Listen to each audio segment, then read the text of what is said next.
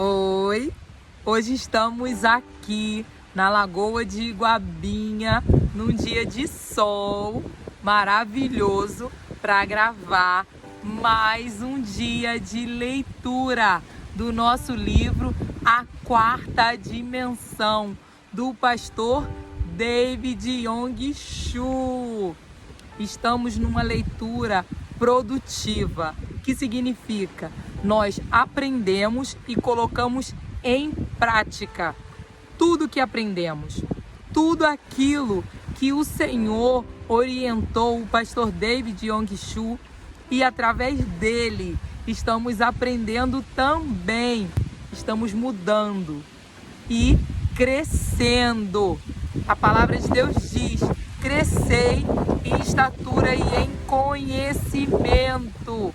Então, devemos constantemente crescer no conhecimento da palavra de Deus, daquilo que o Senhor planejou para você, para mim e para as nossas famílias. Vamos à nossa leitura. O tema de hoje é o maior objetivo de Deus. A saúde corporal não é o objetivo último do Espírito Santo.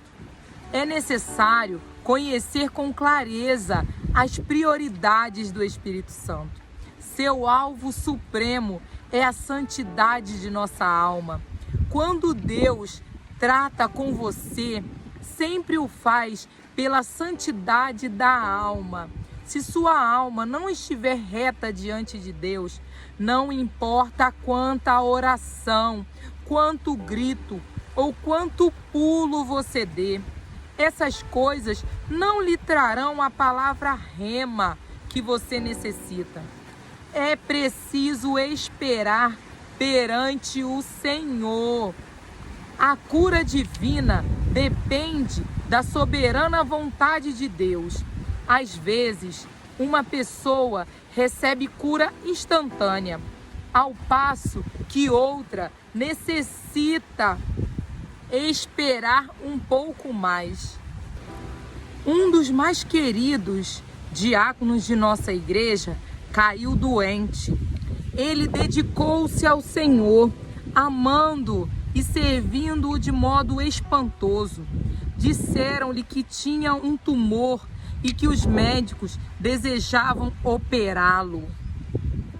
Mas todos em minha igreja sabiam que o Senhor iria curá-lo, pois ele era um grande santo e de muita fé. Esse era o raciocínio deles. Orei pela cura dele. Tínhamos então 40.000 membros e todos oraram, atacando o trono da graça.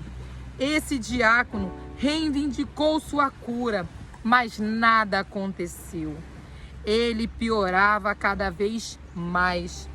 Afinal, sangrava tanto que foi levado ao hospital e sofreu a intervenção cirúrgica. Muitos de nossos membros estavam preocupados e reclamavam: onde está Deus? Por que Deus o está tratando desta maneira? Mas louvei a Deus, pois eu sabia que ele tinha algum propósito específico no que estava acontecendo. Ao ser hospitalizado, ele começou a pregar o evangelho a todos que tinha contato.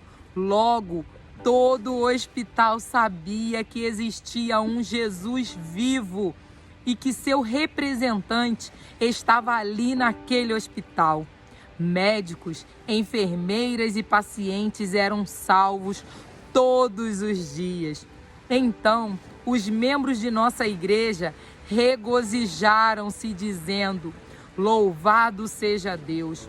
Foi muito melhor que ele se hospitalizasse do que se estivesse recebido a cura instantânea.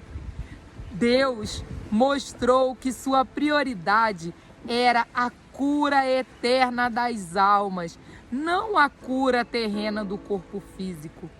Quando há dor e sofrimento, temos a tendência de logo pedir libertação. Mas não devemos fazer isso. Caso seu sofrimento resulte em graça redentora ou se torne canal para o fluxo da graça redentora de Deus, então ele foi previsto por Deus. Se, entretanto, seu sofrimento torná-lo inválido e começar a destruí-lo, procede de Satanás, e você deve orar a fim de livrar-se dele. Vou contar um caso em que Deus não libertou as pessoas de seu sofrimento.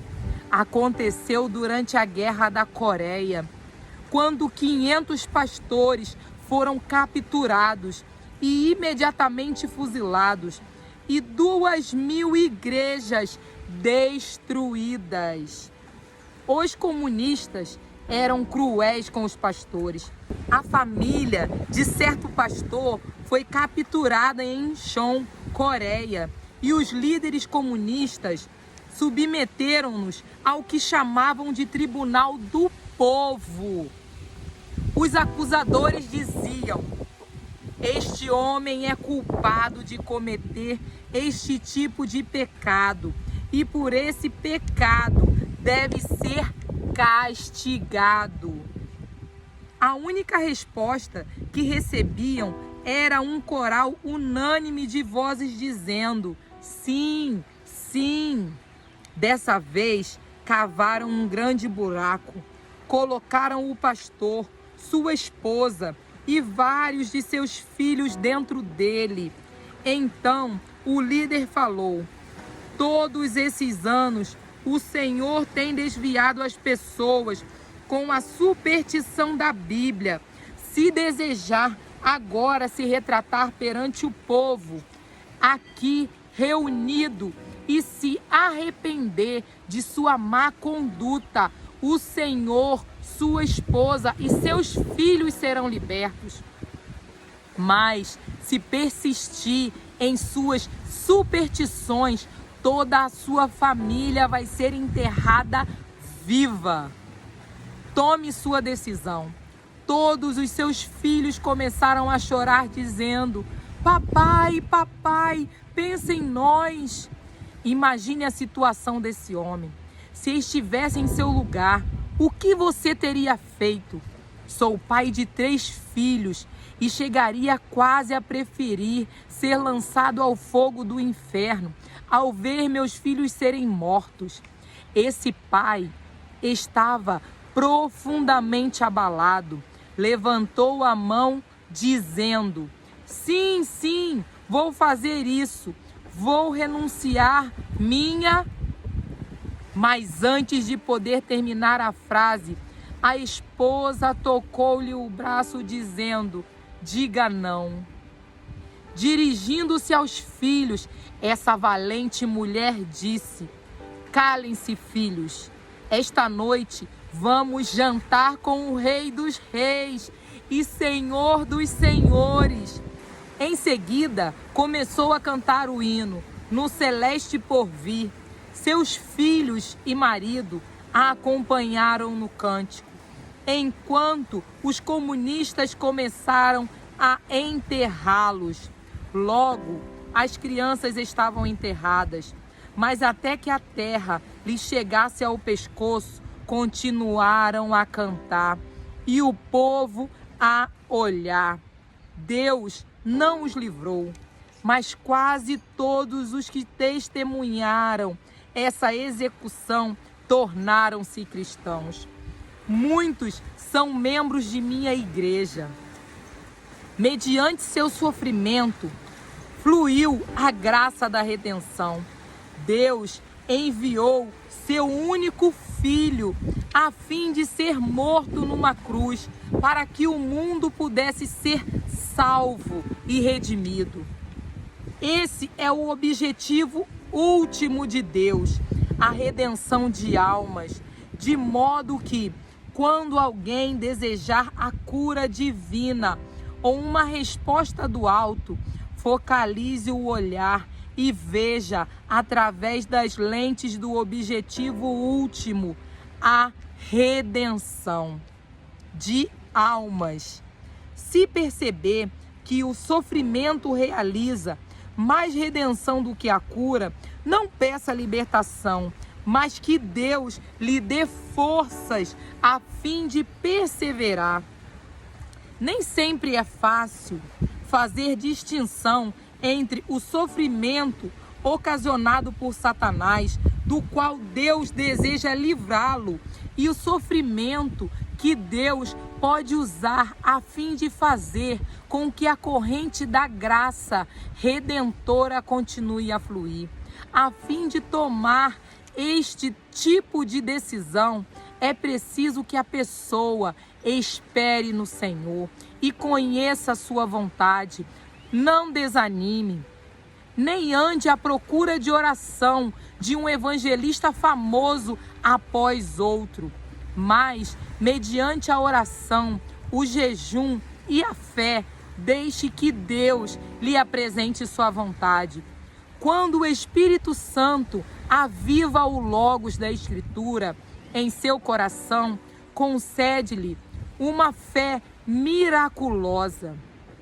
Você sabe que a passagem bíblica não mais pertence à palavra de Deus falada, mas se transforma instantaneamente na palavra de Deus que fala a você. Assim, deve firmar-se nessa palavra, seguir em frente e praticá-la.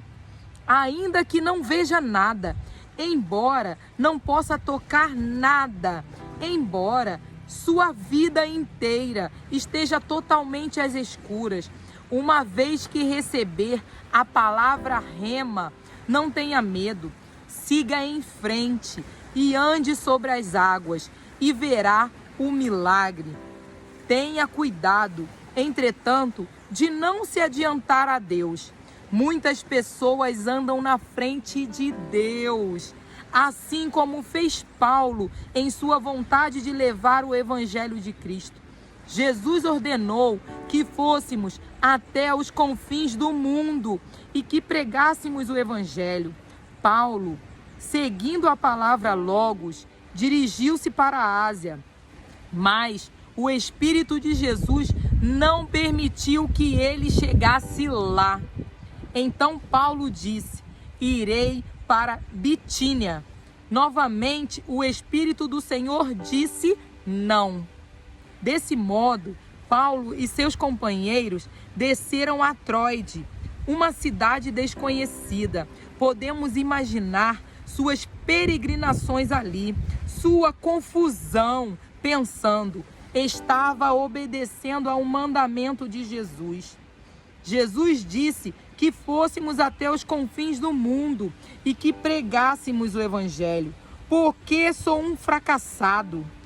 Enquanto orava e esperava no Senhor, recebeu a palavra rema e lhe apareceu um homem da Macedônia em uma visão dizendo: passe a Macedônia e ajuda-nos. Então ele tomou um barco e foi para a Europa. Pelo exemplo de Paulo, novamente é possível ver a diferença entre logos e rema. Recebendo o rema. Algumas pessoas têm vindo a mim com um comentário: irmão Chu, posso orar a respeito de várias promessas das Escrituras e esperar até que o Espírito Santo aviva essas passagens, aplicando-as a mim? Mas como conseguir rema na escolha de um marido ou de uma esposa? Li a Bíblia toda, mas ela não diz que devo casar-me com Isabel, com Maria ou com Joana. Como receber rema a respeito desse assunto? A Bíblia tampouco diz onde devo estabelecer minha residência, se no Rio de Janeiro, Buenos Aires, Los Angeles ou Berlim. Como posso saber a vontade de Deus a esse respeito? Essas são questões legítimas. Permita-me dar-lhe os 5 passos que uso a fim de saber uma palavra rema acerca de questões específicas. 1. Ponto morto. O primeiro passo é colocar-me em ponto morto, não ir nem para frente nem para trás, permanecer completamente calmo.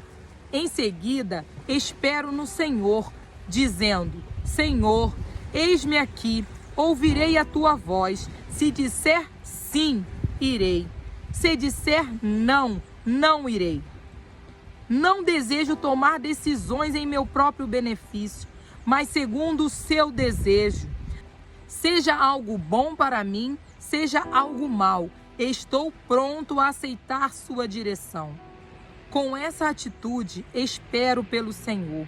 Muitas vezes, a melhor coisa a fazer é jejuar e orar, pois se a pessoa come demais, fica cansada e não consegue orar.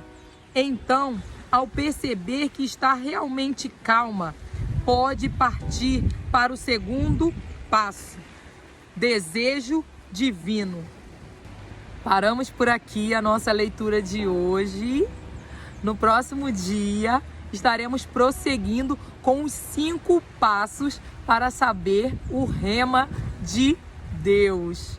Eu tenho certeza que você está gostando, que o Senhor possa abençoar a sua vida, que o Senhor abençoe a sua família, que você tenha sabedoria para entender o sim e o não de Deus.